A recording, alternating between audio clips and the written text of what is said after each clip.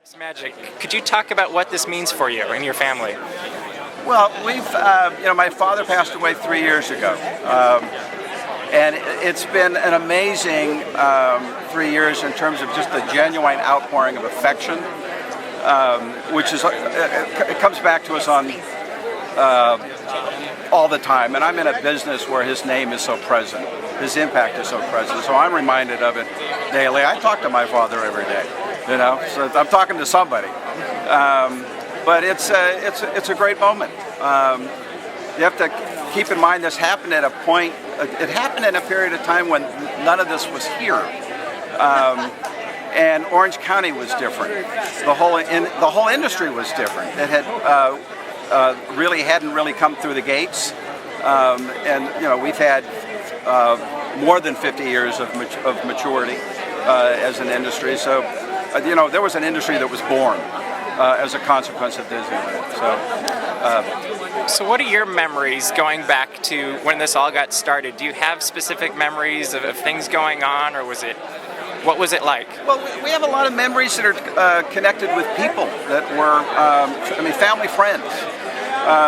Sharon Lunn, one of Walt's daughters, was really a family friend. So she wasn't Disney's daughter, she was Sharon. And there were lots of friends that we had in our family that we grew up with, which they were members of the family, extensions of the family, and that's kind of how you knew them. Dad wasn't someone that kind of sat back and counted his successes. Mom and Dad were always moving forward in an engaged way. And so we had the great pleasure of growing up around that, watching them model it and be a part of it.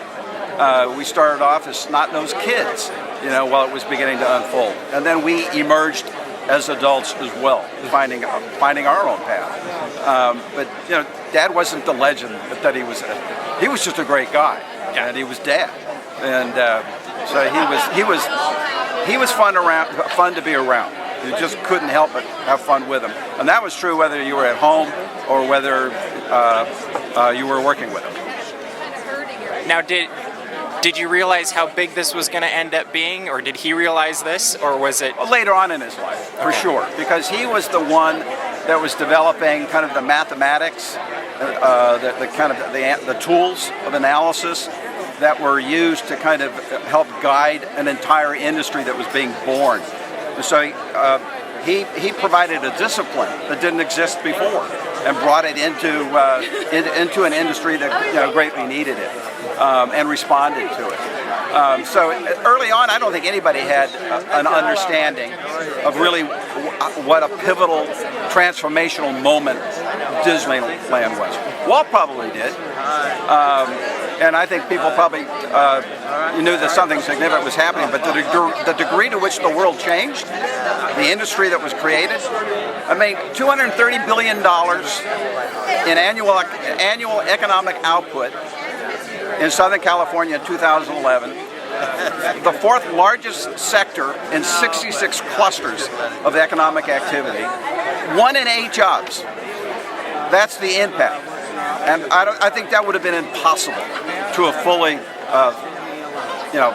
understood. The park, in a very real sense, and everything that led to it, kind of changed. It changed the world in terms of family entertainment, recreation. It impacted culture very significantly, and it still does on a daily basis. So, if there was one thing you'd like remembered about your father, what would you share with the world?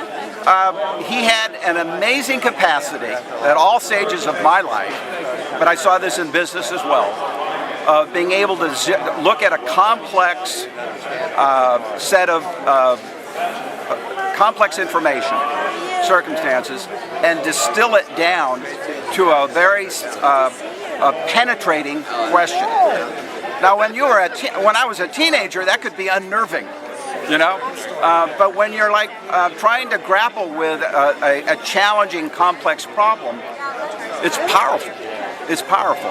And for people that teach, the question is the core to learning. He had this ability to kind of zero in, sometimes very rapidly.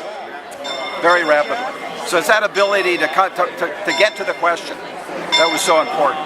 And then the other thing is what I was talking about before, this kind of yes-if approach to problem solving.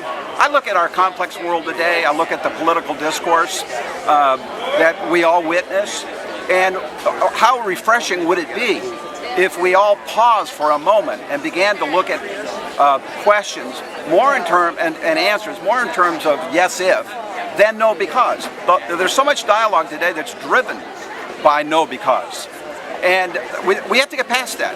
And I think we are. I think people innately understand that.